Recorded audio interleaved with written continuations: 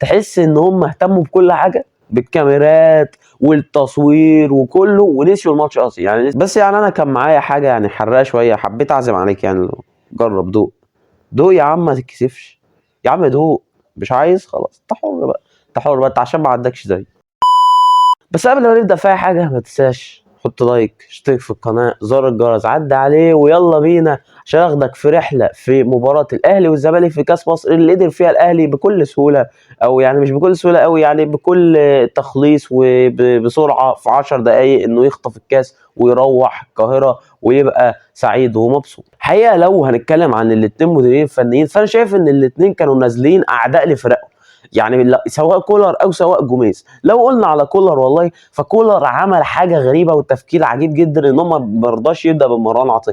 دي انا ما فهمتهاش، ولما لحد ما الماتش خلص انا ما فهمتهاش، وبعد ما الناس روحت وخدوا الكاس ووصلوا القاهره انا لسه مش فاهمها، ولحد دلوقتي وانا بصور فيديو انا مش فاهمها برضو. ليه انت قررت ان انت تبدا بكريم نيدفيد وجنبه السوليه؟ معلش، انت عشان تعوض ادوار مروان عطيه اللي هي الادوار الدفاعيه البحته، انت كنت بتخلي عمرو السوليه ما بيطلعش قدام الا مثلا طلع في كورتين طول او كره واحده طول ما هو موجود في الملعب، وكنت بتخلي كريم نيدفيد ثابت ورا ثابت ورا، انا ما بشوفش كريم نيدفيد بيعدي نص الملعب.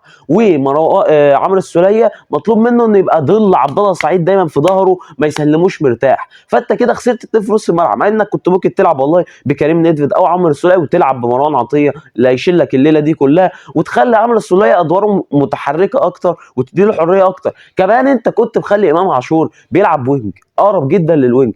حسين الشحات دايما في العمق، امام عاشور في الوينج، فالمنطقه اللي ما بين نص الملعب والهجوم فاضيه، ما فيهاش حد، ما فيش اي لعيب يربط بين نص الملعب والهجوم. الخطوط متباعده بشكل غبي جدا، تحس ان الاهلي حتى لما بياخد الكوره مش عارف يعمل بيها ايه. اول ربع ساعه الاهلي كان نازل عنده حمي، بس كل ده كانت حميه البدايات. بعد ما عدينا شويه ودخلنا شويه في النص في الشوط الاولاني، كنت بتشوف ان الاهلي مش قادر يطلع بالكرة بسبب اللي كولر عامله في نص الملعب. الناحيه الثانيه انت عندك بيرسي تاو، بيرسي تاو مفيش لعب من على الجبهه دي خالص، انا ما فهمتش ليه. يعني هو بيرسي تاو تقريبا ما استلمش الكوره 3 4 مرات على بعض، اللعب كله جابت حسين الشحات اللي ما قدرش يستغل ولا فرصه من اللي كانت بتجيله. عندك كمان لو هنتكلم بقى عن الزمالك اللي كان عنده فرصه ان هو لو لاعب عبد الله السعيد في مركز اتاكينج ميدفيلدر اللي هو بيديله الادوار الهجوميه اكتر.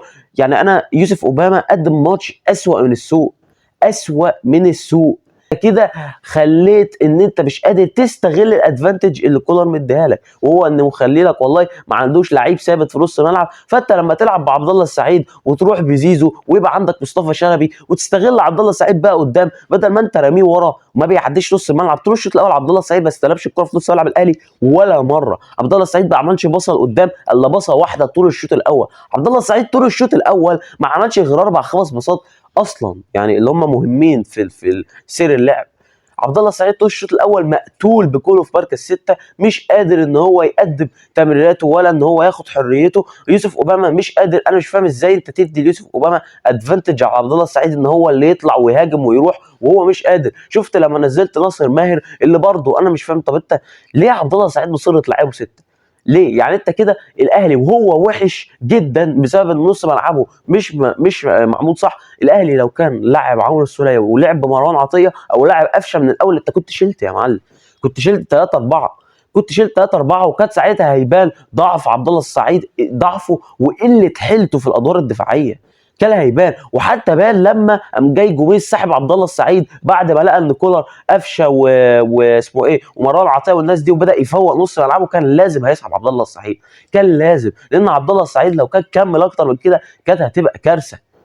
خصوصا ان انت كنت بادئ بافكار مش بطاله، يعني انت مخلي مصطفى شلبي بدل ما هو دايما بتشوف ان مصطفى شلبي تقريبا ما بيرجعش يدافع مع الزمالك، لا ده مصطفى شلبي كان تقريبا هو وفتوح دايما على محمد هاني على بيرسي تاو، مش مديهم اي نوع من انواع الحريه. عشان كده الجبهه اليمين بتاع الاهلي كانت ميته بشكل يعني غبي يعني. وكان مصطفى شلبي بيقدم زيادات، كان متعصب شويه، انا ما فهمتش. يعني مصطفى شلبي كان عنده حته وبتاع، ليه يا عم؟ انا مش فاهم. الفاول هيتحسب فاول والانذار انذار، ودخل في محمد هاني شاله وما كانش عايز يحسبها انذار، انا مش فاهم يعني. بس كان باين ان هو لا واخد ادوار انه يرجع ورا. الناحيه الثانيه زيزو اللي كان بيديك حريه في ان انت تطلع بالكره. لا اتفرجت ازاي ان زيزو لما خرج انت مت الناحيه دي. شيكابالا ما قدمش كوره، شيكابالا ما لعبش كوره. سيبك بقى من الموقف اللي بعد الماتش، احنا يعني مالناش دعوه. هو يعني انا مش فاهم ايه لازمه الحوار والحاجات دي، يعني انا مش فاهم. بس سيبك من الموضوع ده، شيكابالا في الملعب كان زي الزفت. شيكابالا في الملعب ما اداش بربع جنيه.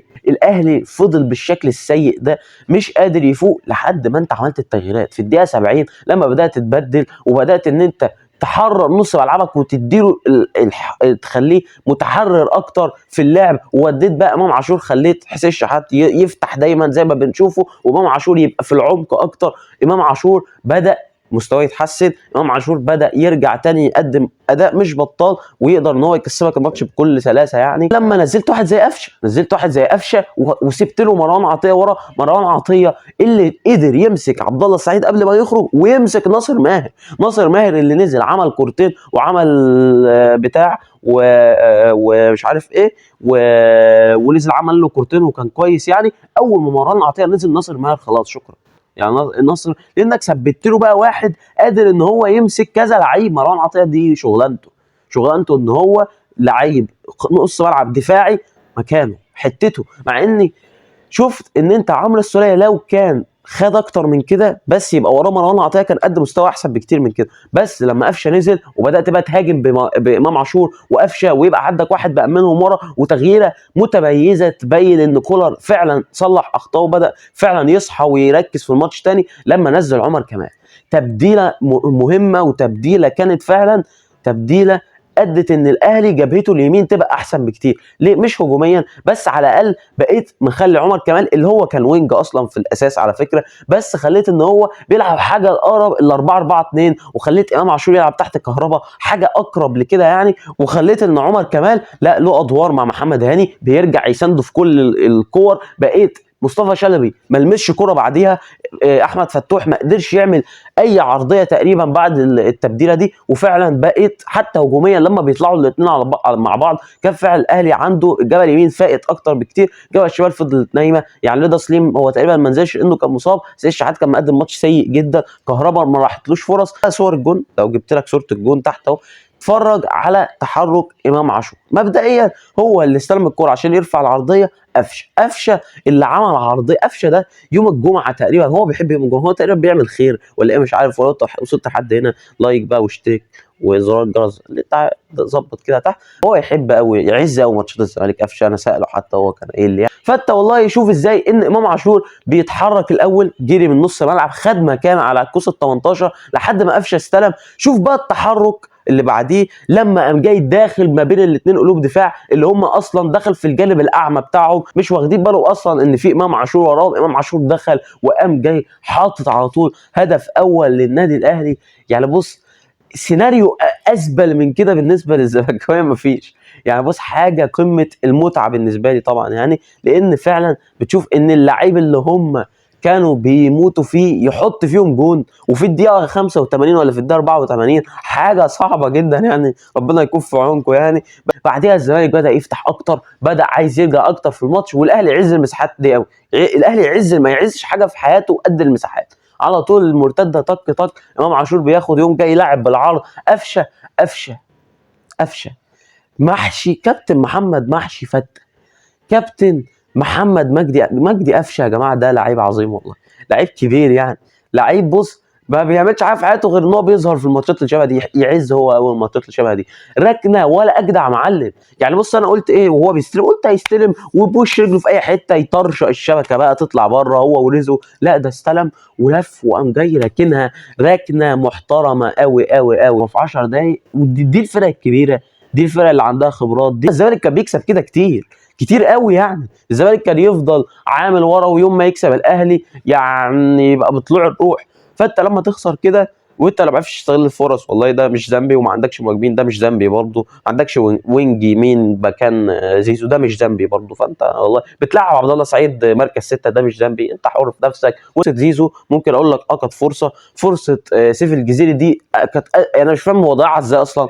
انا مش فاهم هو جاله قلب ازاي ان هو يضيعها. عدا ذلك هو مجرد ان انت ماسك الكوره مستحوذ عليها بتروح للجون وترجع تاني. طب يعني ايه الفايده من كده؟ يعني في الاخر خسرت، في الاخر الاهلي كسب وخد الكاس وروح. فلو وصلت حد هنا ما تنساش لايك اشترك في القناه، زر الجرس عدى على عشان يوصلك اي فيديو بننزله. سلام عليكم.